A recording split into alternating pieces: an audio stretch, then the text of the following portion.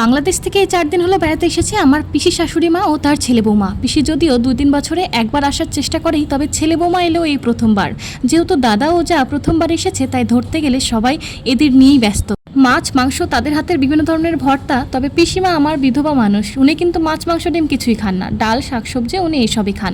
তবে গতকাল ছিল একাদশী, পিসি ভাত রুটি ডাল সবজি কিছুই খাবেন না, ওই ফল শরবত আর সাবু ভেজা। কিন্তু বাড়ির প্রত্যেকেই নতুন বউকে নিয়ে এতই ব্যস্ত, বেশ হিংসা আমার হচ্ছিল। কেননা শ্বশুর বাড়ির লোকেদের এটাই ধর্ম, অন্যের বাড়ির বউকে নিয়ে আদিক্ষেতা করা। নিজের বাড়ির বউটা যখন নতুন থাকে তখন তার আদর তো দুধ ছাই, তার খুদ ধরতে ধরতেই শ্বশুর বাড়ির লোকেদের দিন চলে যায়। তবে যাই হোক, পিসিমা যেহেতু মাত্র আর 2 দিন আছেন, তাই মনটা বেশ খারাপ লাগছিল। দুপুরের রান্না শেষ। পিসিমা কি করছো?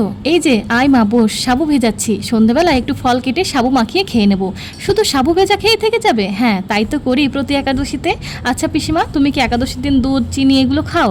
হ্যাঁ কেন খাবো না, সাদা নুন সরিষার তেল এগুলো খাই না, মাঝে মাঝে ঘি নইলে সানফ্লাওয়ারের তেল দিয়ে হলুদ ছাড়া পেঁপে কাঁচকলার তরকারি করে খাই তো। ও তাহলে আগে বললে না, আমি তোমার জন্য একটু সবজি বানিয়ে দিতাম। না রে মা, আমরা এসে তো তোর অনেক খাটুনি হচ্ছে। সে হোক, তুমি বরং ভেজানো সাবুটা আমায় দাও। কেন, কি করবি? দাও না, ঠিক দেখতে পাবে। দুপুরে একটু রেস্ট করে সাবু দিয়ে সাবুর ক্ষীরমালাই বানিয়ে ফ্রুট দিয়ে সাজিয়ে দিই পেটটা একটু ভরানোর জন্য। তবে পিসিমা খাওয়ার সাথে সাথে পরিবারের সবাই একটা দুটো করে টেস্ট করে। তবে এই সাবু বানিয়ে আবার পড়ে যায় মুশকিলে, প্রত্যেকের বায়না এবার থেকে আমরাও একাদশী শুরু করব, আর প্রত্যেক একাদশীতে আমরা তোমার হাতের এই সাবুর ক্ষীরমালাই খাবো। এ রাম, শ্বশুর বাড়ির ফাঁদে যেই পা দিয়েছে সেই জানে, খারাপ রান্না করলে কথা শুনতে হবে, আবার ভালো রান্না করলে রোজ রান্না করে খাওয়াতে হবে। কোনো দিকেই শান্তি নেই। পড়েছো নাকি আমার মতো এমন কেউ ফাঁদে? জানিও তো।